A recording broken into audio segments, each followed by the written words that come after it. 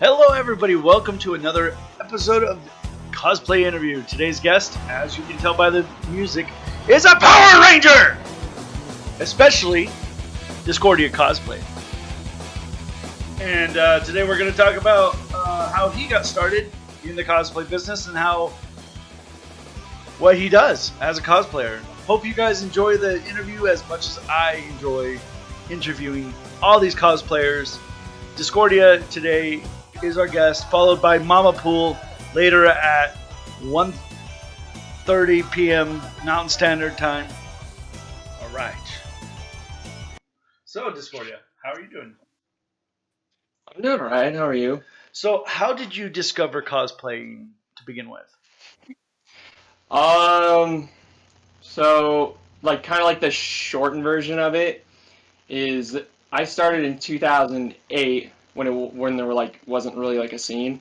Um, Uh-huh. and I discovered it kind of through YouTube, kind of like how everybody almost maybe at that time did.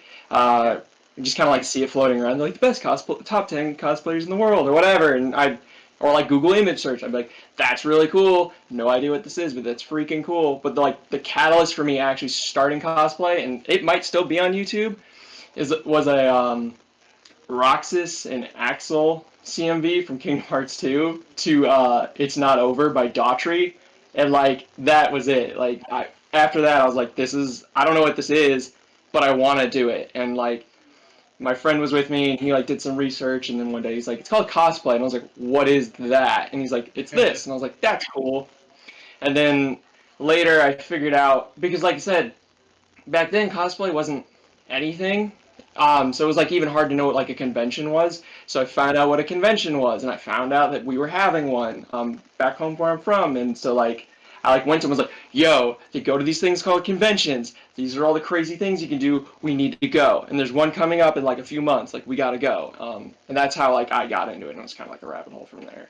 It just Nice. got worse with age. So, what was your Yeah. first cosplay then? Roxas from Kingdom Hearts 2. Crazy enough. I wanted to do Sora, Mm-hmm. but Sora was kind of outside my budget. Yeah. And my friend didn't know anything about Kingdom Hearts, and I was like, well, Axel's his best friend, you're my best friend, and I kind of dragged him into it. So Roxas Nice. was the best fit. It was Roxas, yeah. So, you were Nobody will ever Roxas, find he was it. Axel? Yeah. Yeah, yeah. Nobody will ever find evidence of it. I don't even have evidence of it. Because every time somebody's like, show your first cosplay versus now, I'm like, yo, listen, we had film still, so I don't know where those are. Well, yeah, back in the early 2000s and 90s, we only dressed up in Yeah. the Halloween time, and Mm-hmm. if somebody said, "Oh, hey, well, let's go to this convention," it was like, "Pff, nerd, whatever, And Right. now Right. it's a commonplace thing. Emma says Right. that Yeah. Emma likes your suit. Oh, thank you, Emma. Yeah, I Yeah. spent a lot of time on this one apparently. So, did you make that suit?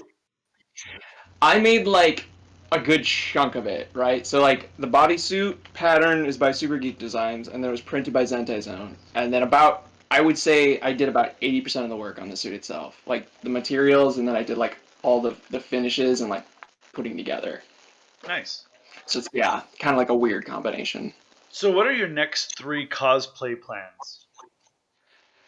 So I'm going to exclude Spidey suits because I'm always doing those. Mhm. And the list would be just absurd. So the next three is maybe this Red Ranger. Technically, is on the docket, so maybe I'll do that. I'm working on a Time Force Silver Ranger. I mean, I'm working on. I paid somebody else to do Yeah, it because of I course. wanted it done right. So I Yeah. paid the same people who did this guy.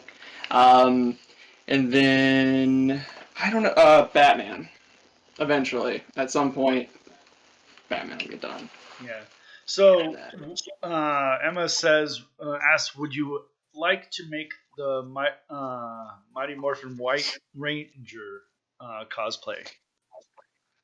yeah, he's on my list. So the short story. And my mom could attest to this. If she was in here, she would she loves telling people. The White Ranger was my absolute favorite as a child, number one. So originally he would have been the one I went with for my first Ranger suit. But me being like the total geek I am, I was like, no, I want to like earn it though. Like I want to be the Green Ranger first and really like earn that White Ranger. So when I have it, it's like, yes, this is it. So like at some point, yeah, 100%. Like it's on there. At some point, I'll do it. Yeah, a lot of people like the White Ranger. Yeah, it's true. So, have you Yeah, the ever? White Ranger is my favorite. Yeah. That's yeah, Oh, you gotta admit, it's pretty cool cosplay pay in my general. dues. Yes, it needs respect. So, Yeah. have you ever been in a cosplay contest? No, I've been in a skit contest.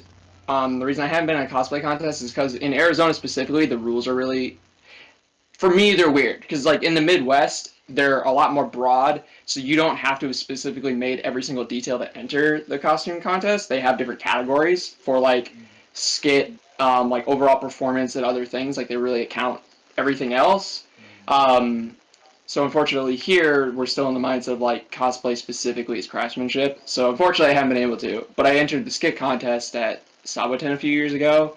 Nice. Um, because that was like because cosplay for me is more of like an acting outlet. Hmm. Um, so yeah, I've done that, but not like a masquerade yet or anything like that. Probably never will. Yes, Discordia has a cosplay, Emma. All the social links will be on the YouTube channel, but yeah, if you search for Discordia cosplay on Instagram, you can find them. Yeah, I used to be able to just like look up Discordia and you would find me, but Yeah, now just there's somebody in like Russia who's also Discordia cosplay, and I'm like, uh, don't you hate foolish fool. don't you hate when that How happens? You fool find I've been. you find the perfect cosplay name, and then all of a sudden it's already taken, or Yeah, there's like no, the messed five up of them. part. And the messed up part is it wasn't taken when I got it. Like I said, the only other person on Instagram that even had Discordia in their handle was just some normal, whatever person that was just like posting it. So I was like, oh, great, cool, perfect. Nobody has this. This is the perfect motif for me. I'm going for it. And then like later, I think it was like my girlfriend brought up. She's like, there's like is somebody already has it. I was like, what are you talking about? And like I looked it up. They already had like thousands of followers. I was Let's like, see if we can find ah, it. they took it right from out under me. Let's see if we can just give her the link to your. There it is. Yeah. There it is. All right, so we'll just give the link for Emma real quick. Here you go, Emma. Right there. That's his Instagram. My in, my inconsistent Instagram. Oh, I think for a lot of cosplayers, keeping up your Instagram is a very difficult thing. Yeah, and I was a fool. I have two different ones. I have one for like more my personal, and then I have one like solely dedicated to Spider-Man. And I have various social medias to do the same thing. Hmm. So like, I don't recommend doing it. It's my own neurosis. So No, I think a lot of people do that. They have their Instagram that they like to post goofy stuff, and they like to yeah. Yeah. That's yeah. basically me. And so it's like, one Yeah. does better than the other. Emma says that she has seen your Instagram pics of the Green Rangers, and they are amazing. Yeah. Yeah, they turned out really good. I did nothing. Yeah. I just I was just there. I was just the body. He did all the work. Him and Cortex Studios did all the work. I did nothing. I was Yeah. just like, And you're like, how do you want me to work? I'm the model.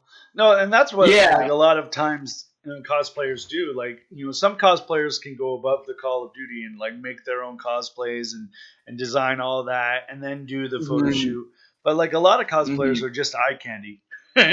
So Oh yeah. I mean, like ultimately, right? Like it depends on like it's up to each person's like interpretation, which is like the great thing about cosplay, but then also the thing that makes it kind of like deceivingly toxic sometimes. mhm. So yeah, totally. So have you seen the toxic side of cosplaying?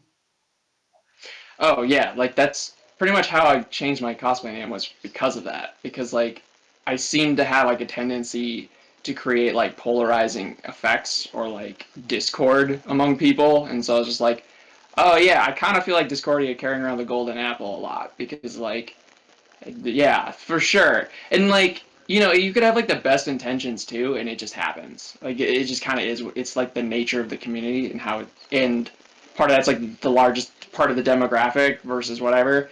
Because I've told people before, if you go to like the anime side of like cosplay community versus like the comic book side, they're like completely night and day. Like how the people are, the like age demographic and all that, completely different. So like, yeah, for sure, absolutely. Nice. I probably don't have the worst interactions, but like, yeah, I've seen it when Yeah. I've been a part of it, unfortunately. Yeah, exactly.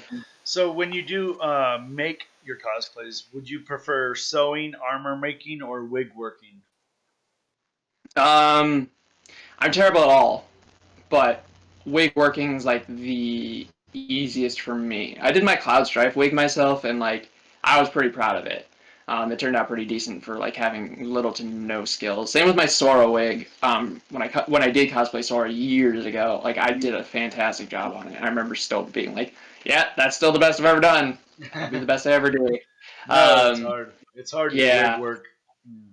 yeah, I can't sew at all. My armor skills are very small. Like I barely just started it, and like I said, I'm not great at wigs, but at least like wigs are easier to deal with, like pick up with, as long as like it's not like a crazy thing. I Yeah, guess I'm exactly. shy.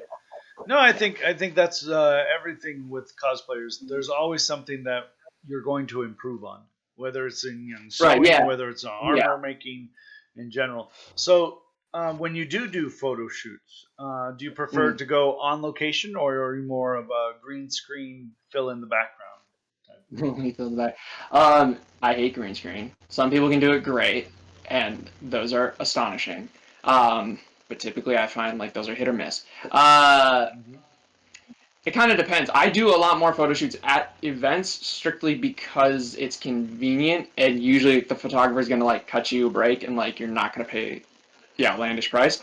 I will say though that on location shooting on the whole is better. If like you can afford to do it, and if you're not like a sociopath like me who's like trying to shoot everything all the time, that's kind of like more bang for your buck, I think, because especially if you have, and it depends on the photographer, but like if you have like a really good photographer who likes to like research locations and really is like gets into the nitty gritty of it, that for me is always the best because like I found this great place, like things that you would never think of that they like are Hmm. like this would be perfect for you. Let me show you.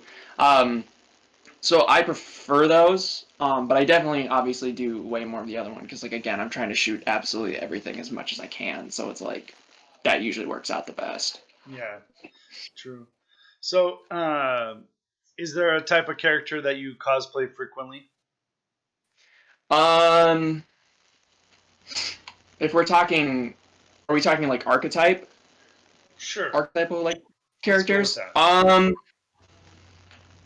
That's a good question. Outside, we'll say like outside like the superhero characters because like clearly I have a type of You have a man in my theme. life, and You have a theme. yeah, and it's like superheroes. But then like the other chunk of it is like cosplay characters, Hmm. or cosplay characters, anime characters. Yeah. So not particularly. I do seem to, as far as anime characters, I do seem to go more for the avant-garde characters that like I probably have really no business cosplaying. Hmm. But like I definitely do the most. Superheroes are probably my bread and butter just due to the nature of like my cosplay like career and like what I do with cosplay. Yeah, exactly. So, do you have any favorite cosplayers? Cosplay specifically, I was like thinking about this like last night because I didn't go to bed till like 5 a.m. because I was like thinking of, I'm like, what am I gonna say? Um, and like this one was like weird because it's like easy for me to name like three that I enjoy. I love cosplay Chris. Anything that like I have made myself, I've learned basically just from watching his videos. Like weathering, painting, anything, like it's just been from watching him for years. Um, I like Kayla Aaron because she just seems like a genuinely great human being, absolutely stunning human, and just like she could post like a picture of a cat with a caption, and I'd be like, I'm into it. It's not cosplay, but I'm into it. Mhm. And then Jessica Nigri is probably like my number one, strictly because like she is the biggest cosplayer in the Yeah. world, easily Yeah. by the largest possible margin. And when you, in the few times that you like can hear her sort of talk about that, they did like a documentary on her, and I think that was great. I think Rooster Teeth did it, and like it gives you some like real insight to it. And she's like super smart, and people like do not give her enough credit for how smart she is in like marketing. And having like a girlfriend who's like a small business owner, it's just like looking at that and being like, man, that's impressive. Yeah. And she's like just like a meme queen, and I'm like about it. Like it's like Mhm. great. She can do like this really sexy thing, but the next thing you know, it's like birds in bikinis and stuff. And I'm like, you know what? I'm here for it, man. Like it's Right. stupid. I'm about it. Yeah. If So anybody yeah, those would be like the knows, if three. anybody has any contact with Jessica Negri, give her our handle so we could interview her someday in life. No, it's good. And that's the dream cosplay interview, right? It's just like the professionals who would like take it above and Right, beyond. And I love right, yeah, I and love yeah, interviewing like not so like astronomical popular cosplayers because right, you get to know humble, who they are and like what they've done to right, get started, and it's really cool right, to be able to do this. Of course, the yeah, ultimate dream is to interview Jessica yeah, Nigri, of course, but yeah. hey, who I went, knows? yeah, yeah, yeah, absolutely. Yeah, but it's awesome that we get to interview people like you, like Gus Matos and everybody who have been taking part into charities like Heroes Right, United AZ and everything like that. And it's right, really right, cool because one, you get your name out there, and maybe somebody goes, hey, like right, I'm gonna like you on Instagram, and it gives you more attention. So right, right, right. knowing that, what's the most detailed cosplay you've done so far?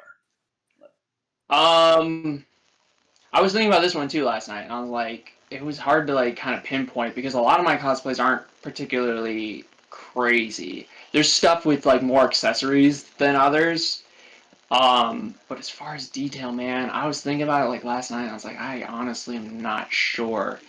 Um, I almost want to say Rocket Raccoon because there's like a lot that goes into him, like a Yeah, foam head, like a moving jaw, and then he's got like a belt and a buckle and like fur feet that any fursuiter would tell you not to have done. But I was just like I said, I was a sociopath, and I was like, I want to get the animal foot arch, so I'm gonna do it this way. And it exactly. always gets a reaction from everybody. They're like, oh, how is he doing that? Or oh, his feet must hurt, and it does. Um, so I almost want to say him just because of all the work that went into it, like with how getting the tail on and like the foam pads for his undersuit. Iron Man another could be like another one because again, there's like a lot going on with him. So it's probably one of those two, like Mhm. objectively speaking. Yeah, they're very hard to do, and by looking at them, I'm like, Yeah, oh my yeah. gosh, that must have taken like so much time to do. Right, right. There's a lot of bells and whistles that go into certain ones for sure. Mhm. Like I said, they're not, especially like I said in the case of Rocket, it's not particularly complex per se. There's just like a lot of like the inner workings and stuff that like went on to make him work. And some like I said, like a lot of the accessories that like have to be done to get it to work. And very few rockets do it the way I ended up doing it. Yeah, Which exactly. no shade or anything to them, they're probably smarter than me. I just went the insane route, and nobody cares. And it's not like I don't know, Yeah, but I do. that's the thing with cosplay is no one really knows the back scenes of a cosplayer, what they go Right. through. And so Right. when a cosplayer says, "Yeah, this has my blood, sweat, and tears," and it's like, that Right. is Right. Right. literal. That is literal. Right. For some, yeah, I burned myself several times like repairing Iron Man, and it was like the worst time of my life. And there's a Spider-Man suit I cut my finger open on and now have a scar from. So like, I get it. Like before, I was like, oh yeah, it's real funny, and then until I did it, I'm like, oh yeah, okay, like Dude, it that makes happens. sense. Yeah, that's gonna happen. Yeah, I'm like, oh, I get it now. So, what are your top three craftsmanship tips that you have? Okay, keeping in mind, ladies and gentlemen, I am not the optimal crafter. But there are three things in my limited time doing it that I've learned. One is be prepared to make like mistakes. I kind of wish I would have known that. You can't see it, but I have Billy's helmet down here, and like I've had to paint it so many times, and I'm painting it over again, like it's astronomical and it's absurd, and I wanted to like pull my hair out, and it's nuts. And I've made mistakes on this guy. It's so like the easier you can like, or the quicker you can kind of like accept that you were going to make mistakes, like the less stressful for me it kind of was. The second thing is prototyping. I learned that a lot with Spider-Man. Um, if you have the budget and you have the materials, like genuinely, like that would be my number one. Prototype something. I had to do Scarlet Spider web shooters, and I did them based off the comic book appearance. So if any of you played the Spider-Man PS4 game, the Scarlet Suit, he's got like little cartridges that line his wrist. But in that game, he has really nice pouches that they just slide into, and it's fantastic. In the comic book, that doesn't exist. It's literally just a seamless like bracer of them. And that's the look I was going for because that's the version I grew up on. That's my favorite version of the suit. So I did that, and basically in the process of doing it, because I didn't know what I was doing, I had a general idea. I didn't look up any tutorials on it because like nobody I could find had made the version that I was looking at. So you know what I mean? I just went for it. And the first brace, like the first one, I messed up. Like if you put it side by side with the second one, it's like night and day. Like the other one looks like Spider-Man was like in a fight with a train and it got ran over. The other one looks like nice and seamless, like right out of the comic book. So, and that was my own. And another thing, and that kind of goes into my third thing. Like, be prepared for something not to be perfect. I'm the worst at it. 90% of the time, I've had to redo these things. It's my own stupidity, like my own fault to be like, that's not quite perfect. And then I like do something that like goes to the point of no return when I have to start all over. And that's kind of what happened with those bracers. They were kind of like coming apart, me thinking like I could fix it, tried fixing it, and then actually made it worse to the point where I was like, I don't know if I could salvage this. So now, I have one bracer that looks like, got hit by a car and another one that looks immaculate. So those would be like the three big ones, I think, from my time doing it. Nice. So what would be your favorite cosplay you've done? I was thinking about this too yesterday, and I was kind of thinking over, and I wasn't quite sure. Yeah. And I basically narrowed it down to like three choices. It would either be this one, that one, or my first Spidey suit. Each kind of for different reasons. This one, my most memorable moment's been in. This one because it's basically like my childhood dream. The only thing I wanted basically as a kid was to be a Power Ranger at some capacity. At first it was like, I want to be a real one. Then it was like, I want to be an actor. And then it was like, I just want to like work birthday parties and stuff and like do charity as a Power Ranger. Like that was it. Like that was my thought process. And then Spider-Man was the first suit that I put on that I had like an out of body kind of experience of like, oh, that's not me like in the mirror. That's Spider-Man in the mirror. Like, holy wow, this is different. And I owe like so much to that suit, so it'd be one of those three for different reasons. No, exactly. Roll with that. So, what is the worst horror story of cosplay that you've had the unfortunate time to participate in? Yeah, well, given my name, I have plenty. And I was thinking about this like last night too, like a lot, and that's probably what kept me up the most. Was like, what answer do I go with? Because I have a horror story for me, sort of personally, but it was more of like almost like cosplay drama, right? So it's not like a fun like costuming based horror story. It's more like drama that I had zero control of that like really ruined my weekend, and now like every now and then I think about it in the back of my mind, and I'm like, that's terrible. And then, so I was like thinking about it, and I was like, nah, that's too much drama. Like that's like the drama side. That's not like a horror story. And so I kind of thought about it more, and I had to go. I've determined that probably the one that like sticks with me when I think about like things I never would like to like go through again in costume. It's probably as Iron Man. My charity Heroes United, under like the banner put on the cape, we got to work the Special Olympics. And the way that we had like a couple months, I think, leading up to it, and the way that it was pitched to us was, they wanted DC and Marvel. We're like, okay, great. So we started reaching out, found out who was going to do what. We have several Spider-Mans like in the group, so, and like, I was the only Iron Man really at the time. So I was like, well, I'll wear Iron Man. And the way that it had been pitched to us was that we will be there for opening ceremonies. We'll like greet the athletes as like they enter or whatever, say hi, whatever, and then that's it. We're done. Like we'll just be there basically for the opening ceremonies. We'll get out because there'll be like a party, like a dance party after. I was like, okay, great. Leading up to it was all normal for me in Iron Man. Girlfriend like helping me into it, everybody else in the charity laughing at me because I look absolutely absurd because it wasn't made for my body size. So I have like an undersheet to put on that's just like chopped up foam. Whatever, like normal night. They somehow, my girlfriend and my buddy Travis somehow were able to lift me like onto a golf cart so they could drive me to the stadium because like my mobility is so little in them that I'm like, Yeah. basically like, yeah.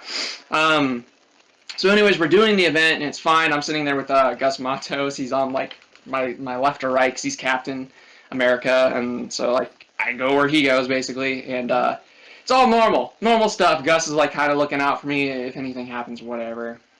So we greet the athletes. It's fine. They're doing like some sort of opening ceremony stuff. Gus goes to like light the torch. We're just kind of like waving and standing around. The bleachers are like right in front of us, and there's like a row of like 30 of us. Like I said, normal, and I'm like, okay, it's about time for us to get out of here, you know. In Iron Man, I got about like an hour before it starts getting really painful. Like my shoulders and everything just start to ache real bad. So I was about at my limit. So I was like, all right, cool, we're about done though. Like, hang in there, buddy. I'm constantly like shifting my weight, looking at the sky, just being like, all right, come on, baby, we're almost out of here. Right. And the thing to note is Iron Man obviously has light up eyes, and the way that they're designed in this suit, once they're on, you can't see really very well, unless there's sunlight. Well, it was sunset, and I'm like, all right, well, we're about out of here. And as soon as as soon as it gets like a little dark, they kill the lights, and the only lights that they keep on are the field, and they just let everybody come bum rush us. And like, Ooh. after that, I was like, after like a few minutes, man, I was just like in a foam coffin that I can't really move. I can't see anything. I'm being jostled everywhere. You're dealing with like a lot of parents who feel entitled to your time because like their child is In dealing the with event. some sort of whatever, which is fine. And then obviously a lot of them or some of them don't understand boundaries or whatever, and it is what it is. The thing is, my issue becomes when I'm in a coffin that I can't move, I can't see anything, and I can't say anything to anybody because they can't hear me over everybody else. Yeah, sure. And that went on for like at least an hour. And like the entire time, I was panicking because he's not sturdy. He's built of like foam. And I was like, yeah. And then, like I said, I can't walk anywhere, even if the path was clear for me to walk, which they had to start making a path to get me anywhere. Yeah. And then once I did, I basically had to go back the way I just came to like get to leave. Yeah. So like it was the worst experience of my life, and I was like, I'll never do it again.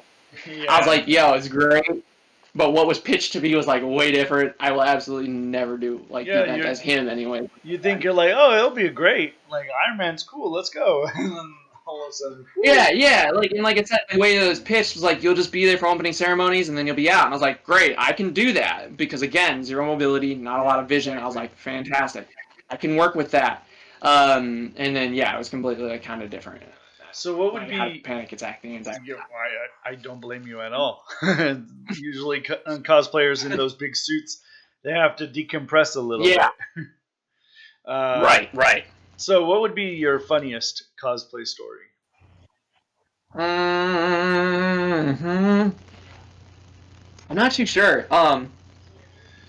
Like you said before, as many events and cosplays you've done, they kind of mesh together. It's kind of like it's Right. hard to pick out your favorite, of course. Right. Yeah, I think the funniest for me was like years ago. This friend of mine and I used to do Hikaru and Karu from Oran Host Club, and basically like incestuous twins. Like it's an act for them, Yeah, but whatever. If you've seen the show, you can kind of understand it. Japanese culture is weird. So what we would love to do is we look at every convention we go to, we look at the programming guide to see where there was dating panels, and we would just go. And like almost every time they'd see us like walk in, and they'd immediately be like, "Come up here." And I know like the first time we did it, that's like the exact situation. We're like, oh, we should go to this because it would be kind of funny, especially if like somehow they pulled us up. So, or whatever. We didn't really think much of it. We're like, let's just go. And so we went. We sat like literally in the back row, and like almost immediately after we sat down, I'm like sitting in my friend's lap because like again, that's their motif or Of whatever. course. And like almost immediately, the person like sees us in the crowd. They're like, you're coming up here, and they're like, wait, we already got people. They're like, I don't care, and they're like whipped us up there. It was a good time. So that was probably like one of those was probably my funniest moments. Yeah. Likely. It's funny. So, what is one of your favorite character interactions you've had while you were in cosplay? Yeah, so for a long time that was really hard to figure out because we would do, and you and I briefly talked about it before. Like Yeah. when you've been doing cosplay for like charity for so long, a lot of your interactions, and it sounds like terrible, but like a lot of the interactions just blur together. Like the faces blur together. You know, like Yep. especially doing a character like Spider-Man. And I don't care who you are. If you say otherwise to this, you're a liar. Spider-Man, cosplaying Spider-Man, Batman, Superman, these essentially like Greek gods of our modern age, you Yeah. know what reaction you're gonna get. Like if you try to say like, oh, I don't think I'm gonna get, like, you're a liar. Maybe Yeah. outside your first time, You know. even me who has like huge self-esteem issues and really thinks that, they're POS. Like even I like acknowledge when I put that suit on and I go to an event or go somewhere, like I know I'm going to get a reaction from somebody, especially a child. So it all kind of like blends together after a while. Yeah. Yep. And yeah, we do conventions and that question would come up for like a long time. I'm like, man, I don't know. Like there's like if I think about it, like I could pull out an event, but it's not authentic. It wasn't until I think it was Game On Expo last year, I believe it was. My girlfriend and I went. The Arizona Legacy Rangers were there. I didn't necessarily know they were going to be there, so we went for like 2 days. The first day we saw them, and Justin, who like runs it, was dressed up as Ernie, and I was like, "Oh my God, you're dressed up as Ernie! That's fantastic! Nobody ever represents Ernie. He's such a big part of my childhood." And Yep. from that, and I made the decision like I'm gonna wear Blue Ranger tomorrow because I just finished him, and I want to take a picture with Ernie because again, he was such an important character to like my youth, basically, right? Yeah. And whatever. And I enjoyed the group, and I was like, wanting to like get into the group. So I was like, yeah, let me like go and say hi and like get to know him or whatever. Nobody's gonna like really care. It's a smaller convention, but I'm gonna wear it. So I did it. It was fine. Said hi to Justin. It was a great interaction. We just talked about Power Ranger stuff and whatever for a little bit. Wandered around the vendor hall a bit, and then we're like, okay, let's get out of here. So we were leaving. We were leaving the convention center. We're on our way. I'm more or less decked out still. Yeah. And I just walk in with my helmet. And my girlfriend's with me, and, of course, because she goes everywhere with me. And a car like drives by on like because we're in downtown Phoenix, so it's like Yep. 2 lanes separated by a median. Guy drives by and whatever whips at you, and I'm like, hey, think nothing of it. It happens. Then all of a sudden, like the car stops, and it's like, hey, can my daughter take a picture with you? And I'm like, yeah, sure. He's like, thank you so much. Like, she absolutely loves the Power Rangers. And if you're like a Power Rangers cosplayer, you're immediately like, yeah, okay, she probably like likes the newest season or whatever. Like, briefly, like has a vague understanding of the Right. characters. Like, Exactly. that's the Blue Ranger or something like that. Like whatever. Mm-hmm. Because like that happens even cosplaying like Spider-Man. Like where kids like have like a brief understanding depending on what solo interpretation they might watch or whatever. Yeah. Exactly. And because I think I might not have, I may be wore Billy like one other time or something at this point, so I kind of knew where I had seen the interaction with like my other few Ranger friends where it's like, yeah, they know solely because they see it and that's why but there's zero representation for Mighty Morphin, so I wasn't like really expecting anything. I was like, okay, yeah, of course though, like absolutely, I'll make the time. I was like, oh, thank you so much. She's such a huge fan. I was like, okay, yeah, whatever. I'm expecting. So I'm like turning. I see like the door start to open. So I immediately like, whip around because like if you've been doing this long enough, like nah, they don't need to see this. They need to see that guy, whatever. Yeah. Exactly. So yeah, so I get the helmet and my girlfriend's like talking with the dad while his wife is getting this little girl out of the car. And so like I said, the door opens or whatever, and she comes out and she's like, "Mom, that's the Blue Ranger." So I'm like, immediately I'm like, all right, here we go, like, time to be, like, a Power Ranger or whatever. And then all of a sudden I hear, though, like, it's Billy, Mom, it's Billy. And she repeats that, like, several times, and immediately I'm like, I'm in. Like, that's it. Yeah. Like, I'm in. Yeah. And Exactly. immediately, like, I brought back to being, like, a child and, like, how much the character, like, meant to me. And, like, I was like her. I was like, this is that moment. And I'll go off on a tangent, like, briefly just to kind of, like, give backstory, like, why this moment was so important to me. one of my few like childhood memories. I don't have a lot. Somehow I suppressed a lot of them or whatever. Right. One of the few I have, I remember it so vividly, and I swear, like when I describe it or think about it, I'm like, that couldn't have been real. But I corroborated it with my dad. Like I've talked to him, and he's like, yeah, that happened. My dad, like, I don't know why, but he took me into like this Macy's one day, and it's this big opulent, and must have been back home in Minnesota, so probably like downtown St. Paul or something, because this was immaculate, like ballroom looking open room, like huge golden chandelier, just warm, whatever, through like one of those pirouette door things, and like we go in, and immediately he's like, bam, Michael Keaton, Batman, just center of the room, and I'm immediately like, Wow. Dad, it's Batman. And like, to me, it was Batman. And like, I didn't want to go near him. I was nervous or whatever. But he made me feel like I was the only one like in the room, and that's how I remember it. But like, and it was so like powerful that's one of the few memories that I like remember. My dad like trying to get me to go say hi to Batman and be like, no, because like for me, Batman was number one. That was my guy. That, to the dismay of my father, who wanted it to be Spider-Man, it was Batman, and like it was so powerful. So immediately when that happened, and this child like knows not that it's just Power Rangers, but it's specifically Billy from the season that I grown up on that has zero representation like in modern media. It's not being played, so therefore, Yeah. the only way that child could know that character is to basically have gone out of their way. Because like at some point, like sure the parents can show them the show, but like my brother's like 13, like my stepbrother was, and like he didn't watch the old Power Rangers. He saw it like a handful of times, but otherwise he watched like the modern season. Yeah. So immediately I was like, oh, this is a full circle moment. So for me, that's why it's like so important. So like immediately ran up, gave me a hug or whatever, and now my girlfriend and I are friends with her dad, Edible Ed, on Instagram, makes food. It's a great dude. And yeah, so that's why that one's like so important to me, is because like I said, it was a full circle moment for me. So maybe in like 20 years she'll remember it and it'll be that important to her. I don't know, but like Yeah. for me it was like a full circle moment, and so for me it's like that'll never be topped. Like I can't fathom it being topped, because it's like no, that was it. That was my moment as my childhood that like stuck with me for so long. So I can only hope it does the same for her, because that's how it was for me. I was just like, oh man, I was like, I'm into it. Like, all right. Yeah, So yeah, I remember when I was dressing up as Spider-Man for it was Game On Expo, and I'm on the heavier set side, so I cosplay as Spider-Man. I took my little waist belt, put it on, and see if that will work, yeah, cinch up anything at all, and I'm like, yeah. and I'm thinking, like, well, I'm having fun. That's all that matters. And I swear to God, like Right, 50 people stopped me and it's like, can you take a picture with me? Can you take a picture with me? right. Now, one Yeah, question that I forgot to ask is a lot of people always have interactions with people. Some not so great, some great, and of course, you said that people feel entitled that they can go up to you and touch your cosplay and right. be inappropriate and everything. And the whole saying of cosplay does not equal consent. That's Right. like a lot of things. What's your thought about that? Yeah, I don't know if you can like really I don't know if there's like you can't even really make an argument, because I'm guilty of playing devil's advocate all the time. A lot. Um and in that situation it's like I can't really fathom a situation where you could claim devil's advocate, because it is what it is.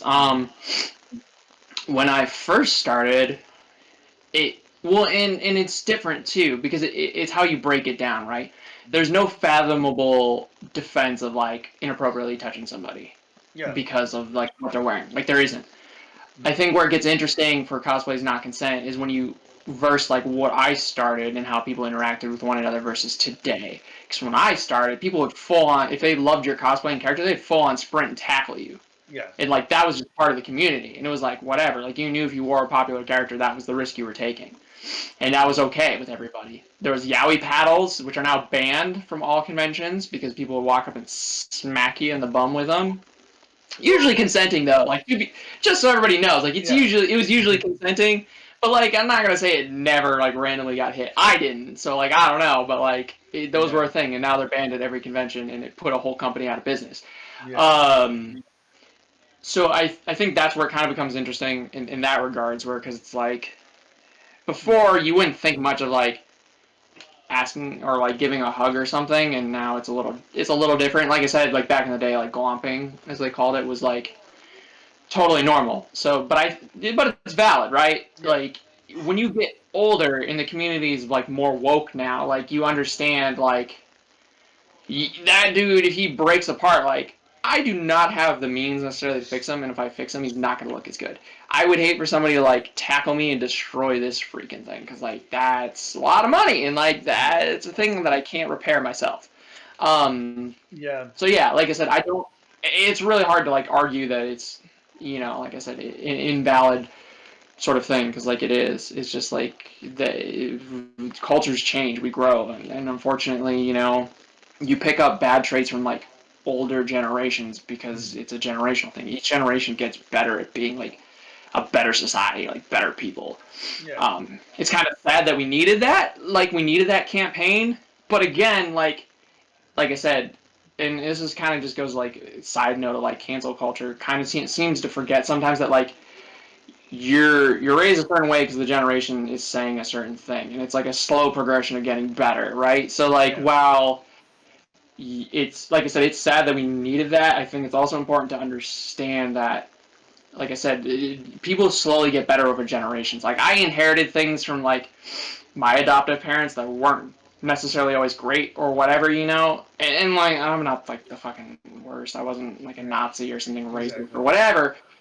But it's important. But my grandfather was a little, and Yeah. but he's not a bad man. Like he served in the army. Like he's a great dude. He just had to learn to be better, and I think Yeah. that's what's important. And to remember, also with that campaign in mind, is like it's not just about like canceling somebody who does something. It's about like it should be in my mind, just being about like educating. Be like, yo, this isn't cool, man. Like Yeah. True.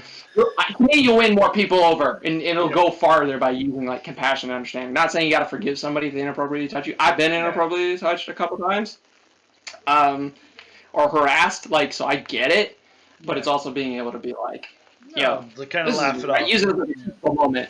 Yeah. Use this if Exactly. and if you can't, cool, forgive them. If you can't, like that's completely understandable. That's your prerogative. We learn in AA like you can only ask somebody for forgiveness and make like your amends. If they don't accept it, that's okay. So True. that's I guess how I do So, it. have you ever cosplayed with a family member? No, no. Outside, like Halloween, which doesn't count as cosplay. I'm sorry if you No, think it does. It it does. doesn't. Outside that, no. There was plans to, but then COVID hit, so then it put like an end to any of that. So at this point, no. Maybe eventually. So, what We are always you? talk about it. Yeah. So, what are you doing to cope with the whole COVID-19 and the pandemic? I made a TikTok. That's what I did. That's what I do Nice. most of my weekends now. Um, yeah, that's pretty much it. I just like spend like an afternoon every weekend or every other kind of weekend and just like shoot like 40 to however many TikToks and then just like post them throughout the week. Yeah. Um, There you go. that's really yeah. That's been my like thing is just like I'll just do that on weekends. Nice. Very nice. Yeah. Hey, that whatever works, right? Because Yeah. Any excuse that you can it's find. yeah, any excuse to get into cosplay That's and how. have fun. Yeah, that's how I looked at it. No, exactly. So, have what are your go-to stores for cosplay materials, or full-on cosplays? So it kind of depends. Materials, my girlfriend and I usually go to like Joann's, Michael's. Like a lot of my Spider-Man stuff was that I did the stuff that I did do recently was like foam from Michael's because they had that cheap like new like white cosplay foam that they made. So we did that. So usually those places for like basic materials and stuff. If I'm searching for a particular costume because I don't really make mine. It depends on what I'm searching. For Spider-Man, there's like two go-to companies, and depending on your budget, you'll use them. I've used almost every Spider-Man costume making company at this point. There's only like one or two that I haven't like dabbled with. And then like I said, Power Rangers is like another thing because people have asked me before like where'd you get this or whatever, and I always like preface it. I was like, well, listen, it's gonna really depend on your budget. I was like, and what suit you're asking me Yeah. because the Red Ranger and Blue Ranger I made on a budget intentionally. this dude, I didn't want anything going wrong, and same with that dude. So I was like, I went to somebody else. So Mhm. for these guys, I would go to like Anarchy Cosplay mainly because they have a monopoly. There's a couple other people, but you're gonna have to like shop around a lot and do like a lot of research and go to like a lot of smaller people to get something together, which is fine. Um, so for Power Rangers, they're kind of my go-to right now if I need something outside like one of these dudes. So otherwise, Zentai Zone. I use Zentai Zone like a lot more than I probably should, but yeah, it depends on the costume. No, of course. So, what is your favorite cosplay photo of yourself? Um, that's hard to say. Gotta think. It's probably one of the Green Ranger ones Mhm. because I can't see my face, so the suspension of like disbelief there. A lot of photography too, or cosplay like photography. I first and foremost like to do it because I just love photography. I took it in high school, like I genuinely just love photography. That's why I started on Instagram because I loved photography. And then really cosplay like taking photos taken was just for me for like having them. So like when I'm like super old and I might have kids or grandkids, I can be like, look what your crazy old grandfather or father used to do. Yeah, Ain't that nuts? yeah. So it's probably one of the Green Ranger ones. But there's like a lot of good ones of like I like there's a couple of really good ones that I like of like my Cloud or even like my Rin Matsuoka from Free. There's a couple of Mephisto from Blue Exorcist that I do really adore. So, but probably this guy, probably, and probably just because it's like one of the more recent ones. So, TK Cosplay and Props says hi. Hey, that's my boy Troy. He makes crazy foam stuff. That's how I learned how to do this. Yep, there you go. No, exactly. So, what is the biggest con that you've cosplayed at? It's gonna sound really lame, but Phoenix Comic Con. And Phoenix Comic Con's gotten like progressively bigger every year, but yeah, it's hands down Phoenix Comic Con And for sadly, better all or the worse. cons. Sadly, all the cons are canceled this year, and so that's why a lot of Yeah, cosplayers are yeah, going crazy. I was gonna maybe change that this year, and then everything got closed, so it's still Phoenix Comic Con now. They Yeah, have the title. yeah. It's funny that that was a whole drama for Phoenix is because of San Diego Comic Con that they couldn't use Phoenix Right. Comic Con. They had to use Phoenix Fan Fusion. However, Yeah, they've had Tucson a gets to use Comic Con, so it right. Yeah, they've makes no sense. yeah. Phoenix Comic Con has had a turbulent couple of years. I'm not gonna lie. And my years at Comic Con have been turbulent to mirror it. So if they could like figure it out, I think it would help me spiritually figure Exactly. it out. So. Yeah, exactly. So, do you prefer cosplaying with props or characters without props? Easily without props. There's like no question. Some of the suits that I wear practically are prop themselves. Um, and I don't know. I think if you enjoy walking around with a prop, like kudos to you. I think you might be a psychopath, but like kudos to you because I have a Buster Sword for Cloud, and I carried it around briefly for one con, and now I couldn't even get into a con with it because it's like metal. But Yeah. and it's probably at least 20 pounds on its own. Like I can't imagine walking around for the aesthetic. Like cool, great. I would only ever really carry a prop around if it's like for a photo shoot purpose, because then, like I said, it just gets in the way. And if you're like me, when you're doing like basically just panels after panels, you don't need to be carrying around a prop with you like to each one of those. And it's just yeah, for me, no, absolutely not, never. I'll take a costume without it. Right? Carrying around a Even the huge dragon sword dagger, all even day the dragon is. dagger heavy, and I'm like, ugh, this is in a holster, like waddle slightly or something. Like, nah. Now, what about photo shoots? Photo shoots, I think they're great. So photo shoots is like it's all gonna depend on you, the cosplayer. Um, some cosplayers like swear by having a prop. I think like, I don't think anybody should be too vehement that props are like close to a necessity. I think they're kind of like a crutch. They become a Yeah. crutch. And not for better or worse, or like calling anybody out or anything like that. No. But they kind of are in a way a crutch. Some characters I think really excel with them and might almost be necessary. Like I said, like I've done photo shoots with Cloud with and without, um, with varying degrees of success. And I think Yeah. there's pros and cons to each. I think without him, you have to get like ingenuitive and sort of like really think about your body language and your posing more. Yeah. When you have a prop there, while you do still have to think about it, you have, like I said, you have something to like lean on. It's like worst case scenario, hold it in like a cool way, Yeah. and then it's just like the photographer telling you like hold it this way or that way. Exactly. So yeah, so I think either or, it depends on the character. Kylo Ren, like yeah, you're gonna kind of want to like a lightsaber. You could do it without it, but like you're gonna kind of want a lightsaber. There's certain characters where like Right. it benefits. Ruby from Ruby probably wants like this cool scythe gun thing. It Yeah. depends. Exactly. So, have you ever lost a cosplay piece at a con? I was thinking about this the other day, and I don't think so. I've No. lost it in the fact that like I put it in like a suitcase pouch or something, and then couldn't find it until like later, and it was in like a random bag, and I'm like, oh, there's There my you go. Kakashi gloves. But I don't think I've lost any. I don't think I've lost anything.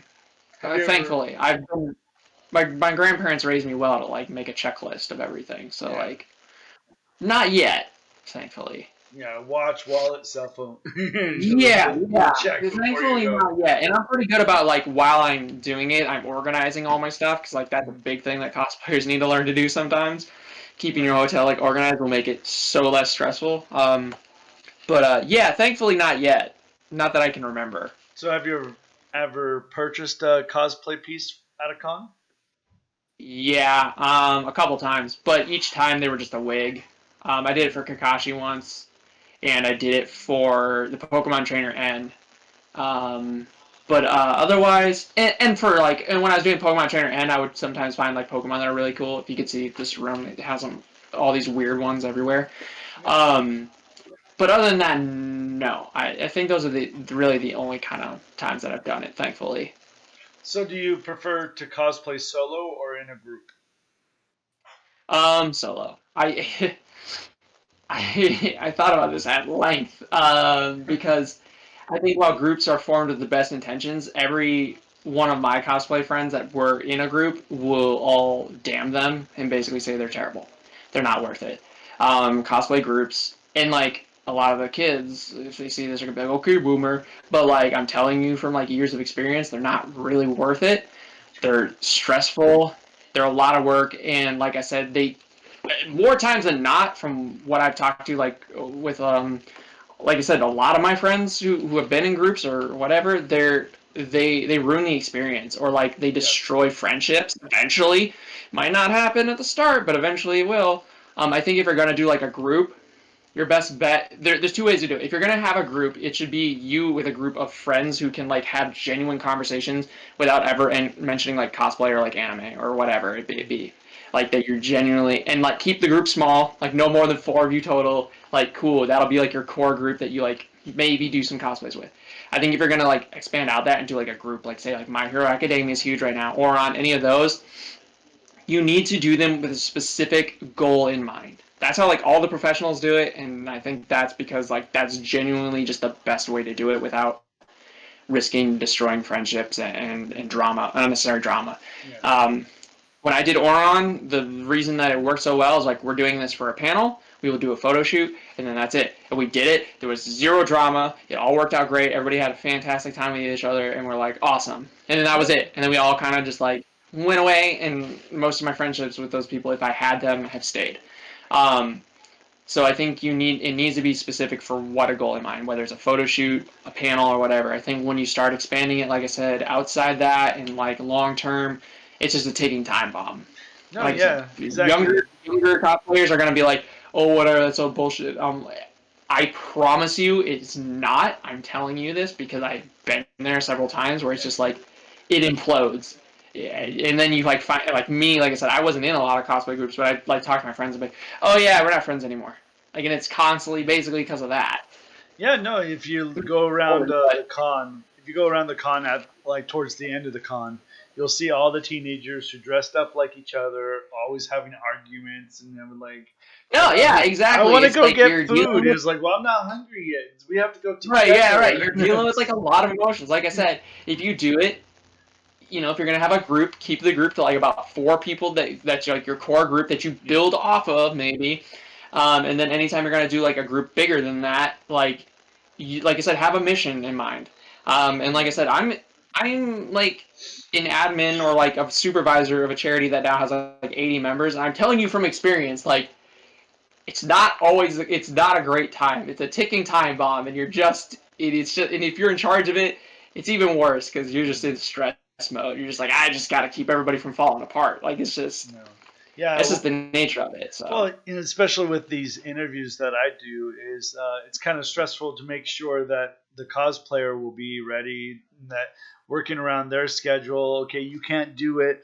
yeah, I had one cosplayer tell me last minute, "Oh, hey, I can't do it," and I was like, "Oh, panic mode. Oh, right. great." But luckily, we were able to No, get it yeah, done. yeah. But it's anytime you're running No, something. absolutely. You're dealing. Like I said, when you go outside that group of like 4, man, then you're dealing with more schedules and everything, Yeah. and like I said, that's like a whole other facet on top of it. You got to make sure people are there. Like the Oron panel, one of our members didn't show up till like last minute. We thought we were gonna have to replace him. Like, if luckily we had a friend like in the audience who was like, "I'm ready, yo. If they I'm don't show ready up, to let me know. go. I'm there." Um, and I think we ended up. Yeah, it was super last minute. No, I prefer. I get it now. Like I get why Tommy was just like, I'm in when you need me and I'm out when you don't need me. Like that's how I basically lived my cosplay life the past couple of years. Is just like Tommy. I'm like, call me when you need me.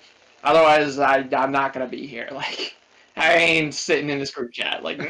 I'm not sitting in this group chat. Yeah. No, exactly. It's Alpha awesome. Zordon, call me when you need me. Otherwise, I'm gonna go do karate in the park. So, what kind of cosplay panels have you done? I've done basically everything. As I've gotten older, I've gotten more creative with it, which a lot of like the younger folks could kind of learn from, because like so many groups or people, like I said, are made like with like let's do an in character Q&A. Conventions don't want to do that anymore, and then everybody gets mad when it's like, well, they selected these 3 My Hero ones or whatever, and it's like, well, yeah, because My Hero's #1, so there's going to be attendance, and it's a Q&A. Q&As are kind of played out now.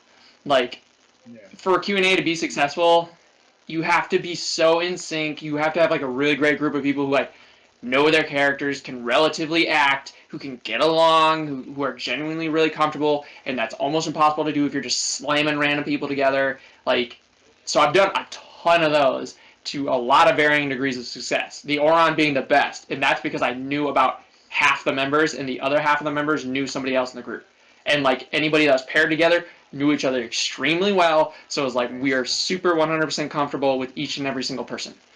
Nice. Um, with the exception of me and like Haruhi, which was weird, but it worked in that regard, and like I just respected her, whatever, and we were just like, yeah, I'm just gonna play up that I'm like weird and I'm never gonna get with you. Um, but she's like super sweet and we become a bit of acquaintances or whatever afterwards, whatever. Nice.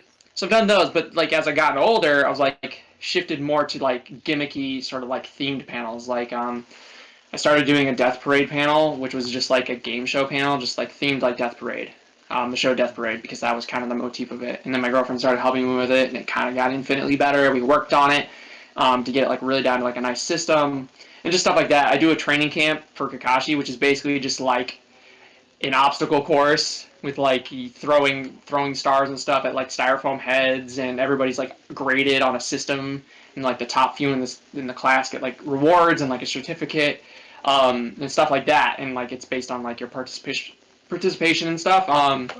So like yeah, it shifted more to like those gimmicky things because that's what conventions want. A, it's more interesting for me, and I adore it, and I don't have to rely on making a group every single freaking time.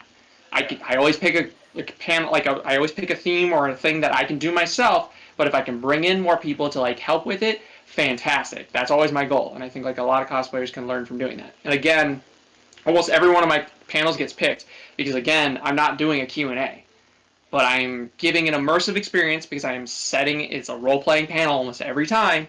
I'm still giving those like attendees the chance to have that interaction, which ultimately is why those attendees are going to those like in character Q&As. Mhm. So those are my bread and butter now. But I did a lot of those in character Q&As before I kind of figured out that system.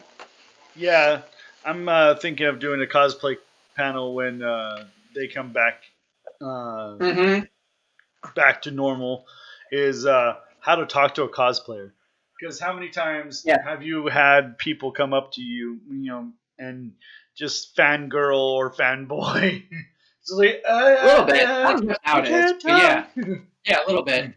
Yeah. Yeah, And that goes to the nature of the demographic too, yeah, where it's like a exactly. generation of people who don't, for better or worse, have like some sort of thing that like makes social interactions difficult. So yeah, Yeah, for sure. and hopefully we go back to normal next year and everything is perfect Yeah, and yeah, we're good and who we're knows? back to Yeah, normal.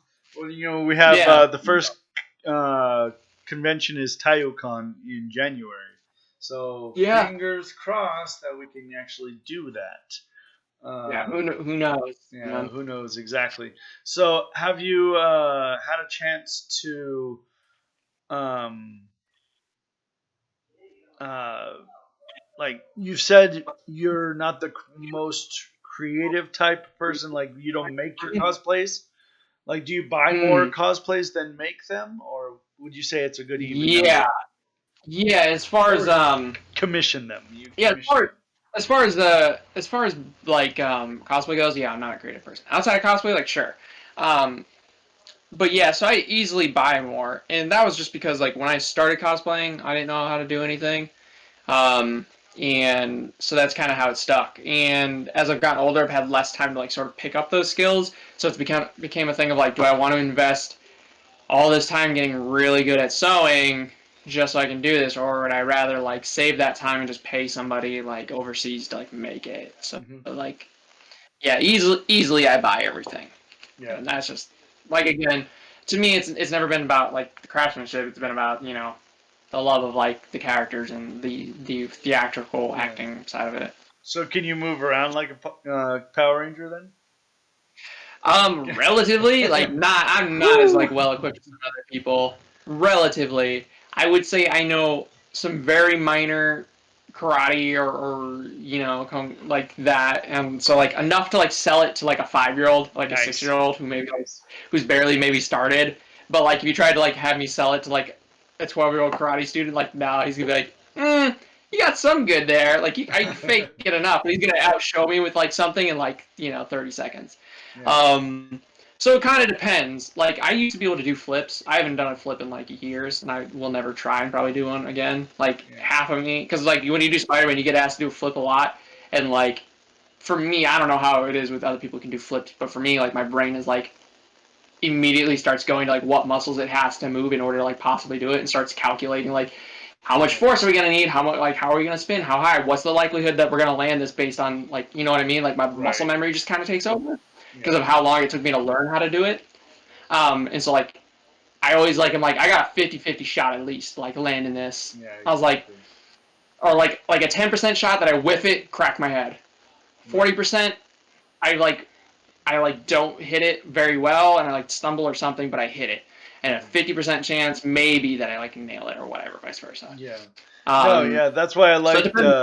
I like the creation of Into the Spider Verse because it gave the chunkier side of people Oh a yeah, chance to be yeah, Spider Man still and yeah, be yeah. Parker B. No, yeah, yeah. Spider-Man, I could easily fake for days. Like Yeah. Spider-Man, I can do the posing. I'm accustomed. I'll sit on a rail or almost stand on a rail that I shouldn't be standing because it's way too high up. I did that once. Yeah. And was like, well, if I fall, I'm dead. Yeah. Um, Exactly. but yeah, it's all about like how much you can fake it and who you're trying to like fake it to. Like I Yeah. said, I'm only ever trying to impress like a 5 to 6 year old. So as long as I can like fake it enough for them, like cool. I'm not trying to like go up to like another PR dude and be like, yo, we're on the level. I'm like, We're on probably the not. level. Yeah. So if you could ever tell your past self anything about cosplay, what would it be? um, absolutely nothing. Damn. Only for the simple fact that my mentality hasn't really changed that much in regards to cosplay, or it hasn't changed really at all. Nice. He kind of knew what he was getting into. Um, and like anything that I could have like said to him would have detracted from more important things that were more important to him time. So it's kind of like, nah, there's nothing. He knew what he was Interesting. doing. He did all right So in the long run. have you ever met your all-time favorite cosplayer? And if you haven't, what would you say to them if you did meet them? I haven't, and it's weird because, like I said, like for me, because I cosplayed when cosplay famous things or whatever, like it wasn't a thing. Mhm. Even for people that I'm like super into, like I don't religiously follow them. Like I'm not like subscribed on Patreon. I watch Cosplay Chris like a lot, but that's just because like he's on YouTube, so it's easy for me to like hit it. But I don't follow him like on Instagram. So I haven't met any of them. If I did, I was like, hey, you're pretty cool. Like, thanks, man. Depending on which one it was, if it was Chris, I'd be like, yo, dude, you're real good. Anything that I can make, like, it's because of those tutorials, so, thank you, man. Like, Exactly. and No, Jessica Meager, I just try to out meme her if I could. I'd be like, hey, meme queen, how you doing? yeah, of Do a little course. crab dance. I think Yeah. everybody would want to meet Jessica Nigri, of course. And I want to meet Jessica Meager because, like I said, number one, indisputable, and just like, I don't know, man, I would just almost like to pick her brain and be like, how do you, that's just interesting to me. her But again, like, so Mandalorian was mean. amazing, right? It was like her But yeah, I would Mandalorian just like cosplay. I said, like probably try and out meme her. I'd just wear something like Out me. absurd to like just see if I could out meme her. Oh, I think if you dressed up in the bird bikini cosplay, that would Yeah, be like that's my thought process amazing. immediately. Is I like, yo, I'm think gonna get I bird think you'd head. out meet her. Meme her to death. Yeah, Yeah. for sure. But yeah, no, it's always good because the good thing about Arizona cosplayers is that you can go up to an Arizona cosplayer who's up there in fame a little bit, and they're still willing to help you in any advice that you like or anything that you need advice on or anything like that. I've found that out Right. a lot Yeah. of For sure. times. It's like, hey, I Yeah. want to do Yeah. this for my cosplay. Oh, you should have this and this and yeah, of Right. course Yeah. there Absolutely. are Yeah. those out there that are like competition. Oh yeah. Yeah. Yeah. You That's just know, the nature of cosplay. yeah, it's nature of it. So, what is your ultimate dream cosplay? Would it be have to be Tommy, or was that your ultimate dream cosplay? So it's weird because like I always used to like come up with. It's so weird because I always set like a dream cosplay, and then like before I know it, I've hit it. Like when I started, it was like I want a really nice Spider-Man costume, and it took a long time for like the technology to catch up before you could have like a Spider-Man costume that was really nice quality without paying an outrageous amount that wasn't like the Tobey Maguire suit, basically. Yeah, For like the longest time, the nicest suit you could get was a Tobey Maguire replica, and it was gonna be like $600 forever for the longest time until the RPC studio came along and changed the game. So for a long time it was that. Then I got that, and I was like, well, what's the next possible thing? Then it was Tommy. I was like, well, that was the other childhood dream, so Tommy. And then I got Tommy. And then I was like, okay, what else could I possibly do? I was like, Alphonse Elric would be cool. Like that's like a weird thing that'll never happen. I got Alphonse Elric. I was like, all right, Iron Man, because like Iron Man would be cool. And then that happened. And before Iron Man was Rocket. And I was like, Rocket would be cool because I really love him, but there's no way I'm gonna be able to get like a fur head and the tail and the fur feet and really do it. And then I met a friend who's like, I've always wanted to do Groot, and like basically made Rocket, and I was like, okay. So the only thing I could possibly fathom left is a prop shop garage Leonardo Jim Henson style like costume. That's it. Like once I do that, it's over. There's absolutely nothing else I could possibly fathom that would top that because that's the yeah, turtle I grew up with like, watching. So yeah. that would have to be it now. No, I stumbled across their page before and about the whole Ninja Turtle cosplay. I was Yeah, I've been a fan for a big time. wow, Yeah, that's yeah, amazing, amazing work. yeah, yeah.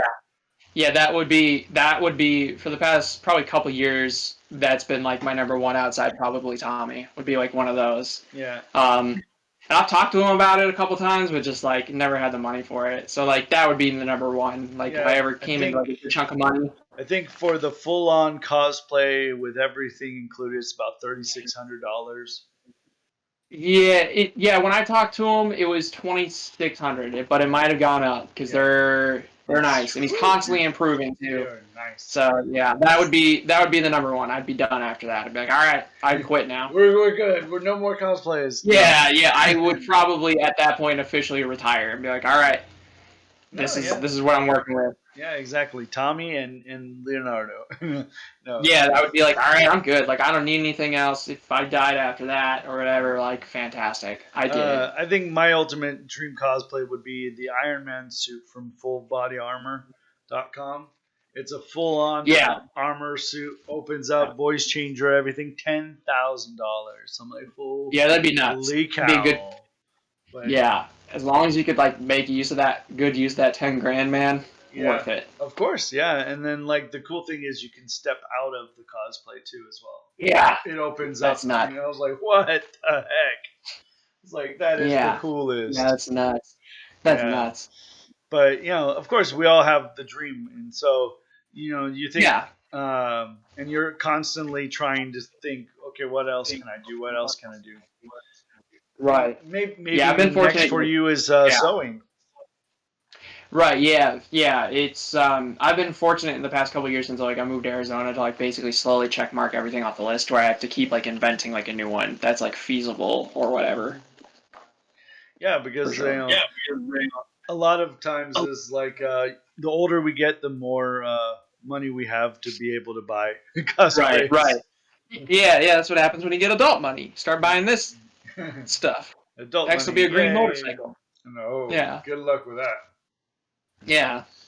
Never. No, I would fall over on it. I can't ride I a I motorcycle. couldn't. Yeah, I couldn't do that. I was like, nope, I'm good. Yeah. No. So, what's the most difficult cosplay you've done? Um. Where it's just like Well, heads falling apart, it or kind of yeah, it kind of depends.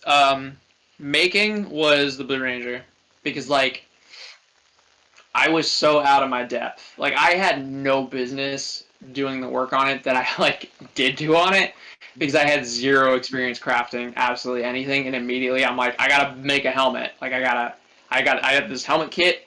I got to paint it. I got to put a visor in it. I got to make sure it clasps, it's wearable. Like I never even painted anything before and I just bought like a can of spray paint and figured it out. I never built anything from foam before, so I nice. did that. Yeah, and like the belt too and just stuff like that. Like so easily Billy, just for the simple fact of like I said, I was out of my depth. I had no business being like, I'm gonna do Billy and then somehow I did it just by like virtue of like I don't know, winging it. Yeah. Um and then easily like the most difficult to wear is Iron Man because like I said, after like an hour, I'm just like in excruciating pain after like two. So it's like most difficult to wear and then easily most difficult to like put together. hmm It's time consuming. So, in your opinion, what makes a cosplayer a pro cosplayer? If you get paid to do it, that's basically. I think it's as simple as that. If your income or like a good chunk of your income is solely cosplay, then congratulations, you're a professional. Like Yeah. there's no. I don't care how you got there. If that's what you're doing for your career, whether you're modeling or whatever, and blah blah blah blah, and people want to be like, "Well, you're not a real cosplayer because you didn't make it." It's like, nah, I don't care. Like, you think I care if Michael Keaton made his bat suit? Like, no, he didn't make his bat suit, and it was still important to me. Like, you don't go Yeah. up to Michael Keaton and be like, "Well, you're not really Batman." It's like, now Yeah. he's Batman. So yeah, if you're getting paid to do cosplay, then Yeah. and it's like a good chunk of like I would say like I said like a good chunk because it's one thing to like make money off of cosplay, but like nickels and dimes. But like Yeah. if it's basically your sole income or at least like half your income, I would say congratulations, you're a professional.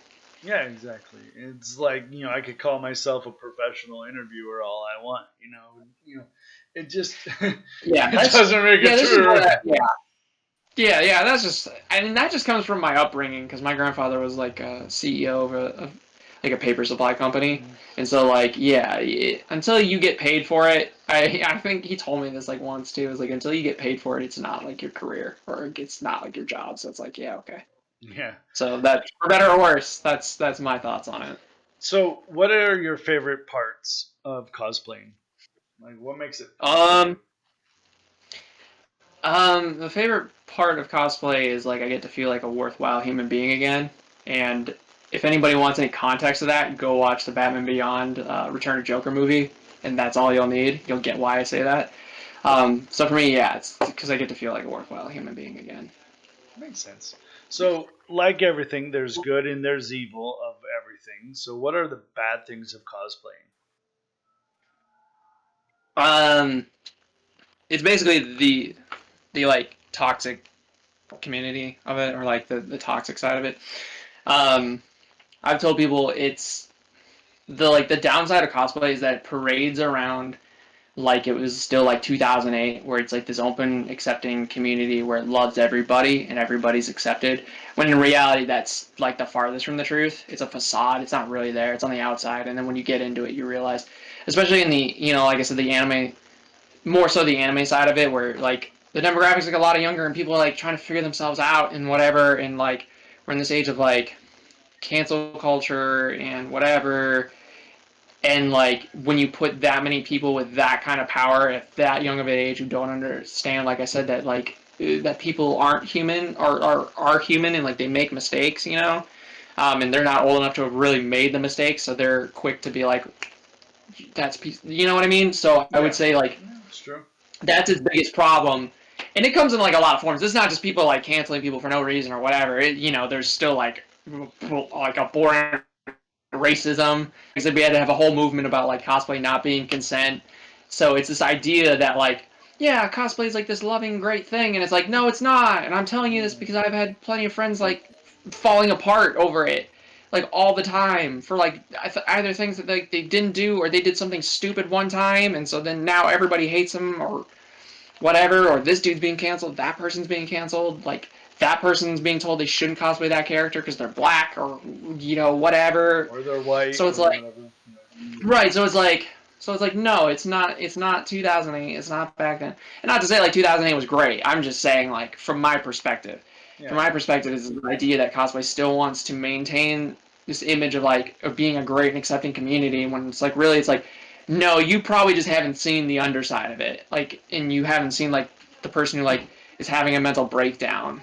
Or seeing your friend have a mental breakdown or something, Yeah. or whatever, because they got screwed over by another friend, or like they're trying to do a panel and like everybody bailed on them last minute, like, and just like stuff like that, or being told like, oh, you're too big, or you're too fat, or you're whatever, Yeah. and it's like, so like no, it's not. And the sooner that everybody can acknowledge like, ooh yeah, there's a lot that's kind of going on there, like the sooner it can be that place that everybody wants to be, and it never will be 100%. Yeah.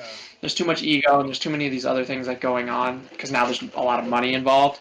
Yeah. Um, Exactly. so yeah, I would say When there's a lot I of would money say that involved, it always gets like competition. yeah, it always gets murky. Yeah, so I would say yeah, the toxicity that's like hidden under this veil of like, yes, please come and accept, and then like you destroy the person because like Yeah. one detail is off or something, or they're not perfect. Because I've had like friends or acquaintances that would rip apart somebody else's costume, like Oh. across the room because it wasn't as good as theirs, or they're like they clearly didn't try. I'm like, how would you know? Like, how would you know though? And like, Yeah. it's like, who are you to sit there and play judge and jury?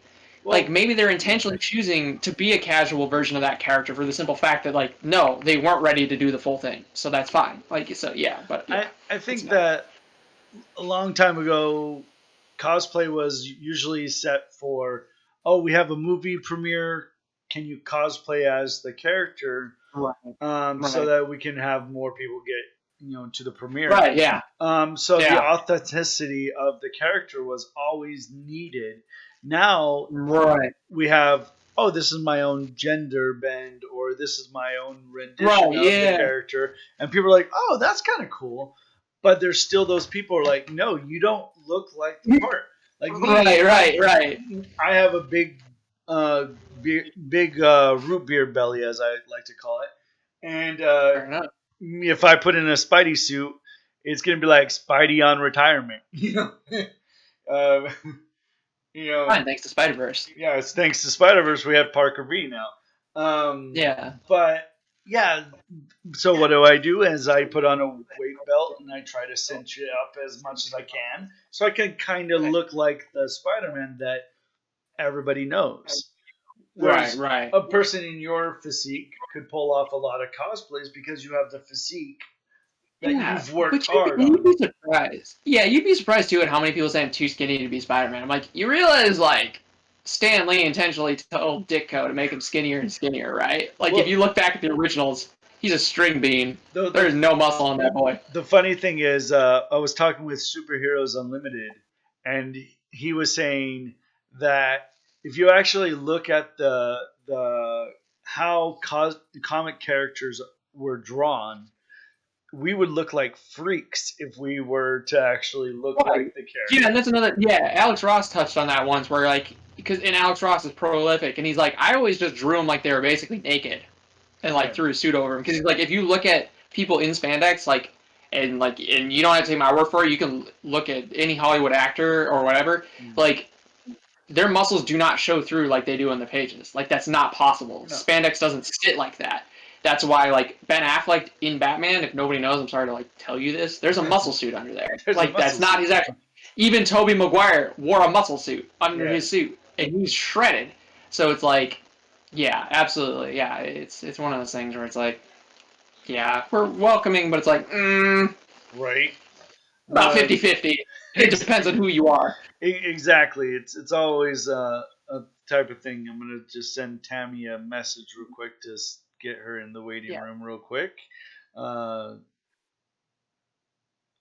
um, shoot, what was her? Lost about that. Okay, let me get her. So, in your own words, what would you say is your reason for cosplaying? Like, what is your drive? What is there? Um, like I said, part of it, the reason I continue to do it is get to feel like a worthwhile person again. I think another part of it is like that's just kind of what I wanted to do as a kid. As far as like the superhero stuff, like that's what I wanted to be. I wanted to help people, but I didn't know like I didn't really want to be a police officer. I didn't want to like be a soldier and like go to war or whatever. Like and so like for me, this became my way of like being able to like help out. So I think that's what keeps me doing it. Um, is yeah, being able to like help out people in my brand of way of Yeah. helping people So for as you little as it does. Or and you do help out with Heroes United and put on the cape and everything, and like, so why do you do that? Mhm. Because the last thing my adoptive mother ever told me was that she was proud of me, and I hadn't done anything to deserve that. Hmm. That was basically like on her deathbed. That was the last thing she said, and I was like, I've done nothing to deserve that. I have done essentially the opposite to deserve anything like that. Hmm. So that was like the big push. I had always kind of wanted to do cosplay charity because again, that as a child I wanted to be a Power Ranger, and if that was the way to do it, that's how I'm going to do it. Or Spider-Man, like that's how I'm going to do it. But Yeah. that was like the thing. That was like the catalyst that really like pushed me. I was like, I have done absolutely. And I think at that point I'd even been in the charity for a year and hadn't done a single event. And that was the catalyst. It was like, I have done nothing to earn this woman's praises in my entire life. I have achieved nothing. I've done nothing. I've done the exact opposite of anything.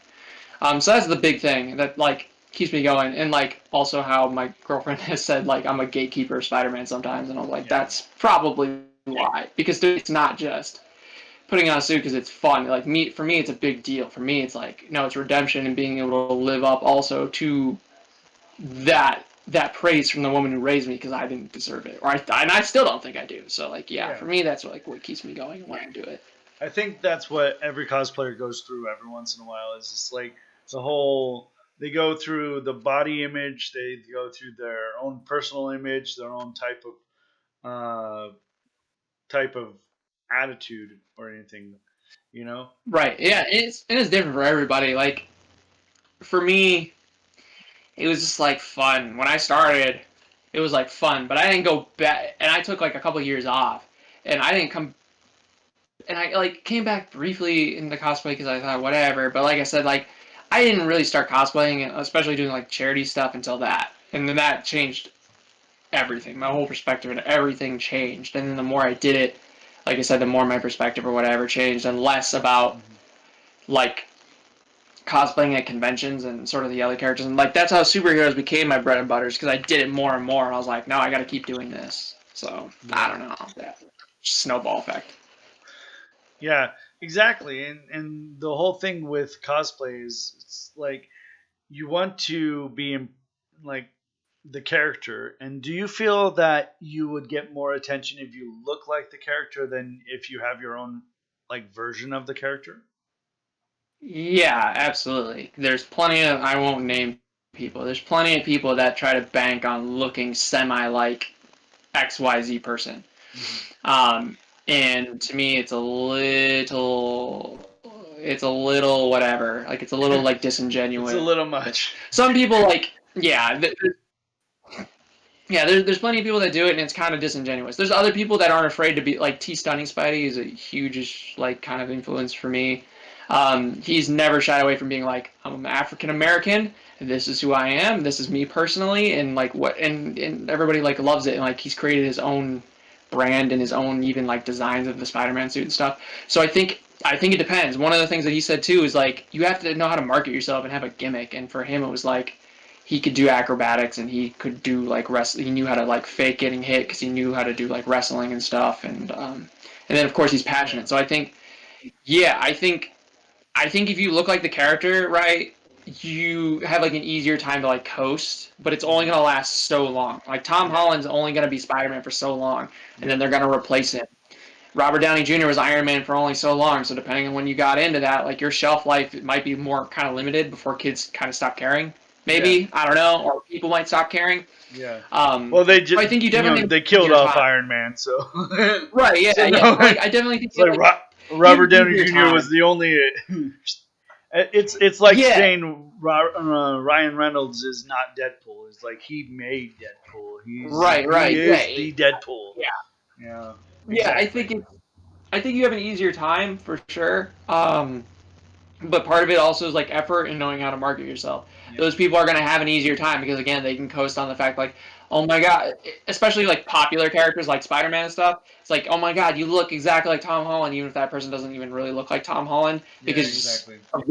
of who that character like appeals to, the wide spread appeal, and like teenage girls or whatever are gonna be like, oh my god, you're so cute, and that's why they're gonna follow you, and you Yeah, can know absolutely nothing about Spider-Man, and it won't matter, and blah blah yeah, blah blah blah. exactly. So like easily, yeah, I think undisputably those people have an easier time at it because, like I said, they have like that head start of like, I look like this, and then it's like, all right, you just got to get a real nice suit, and then find some people to take photos, and like, Yeah, and that's kind of it.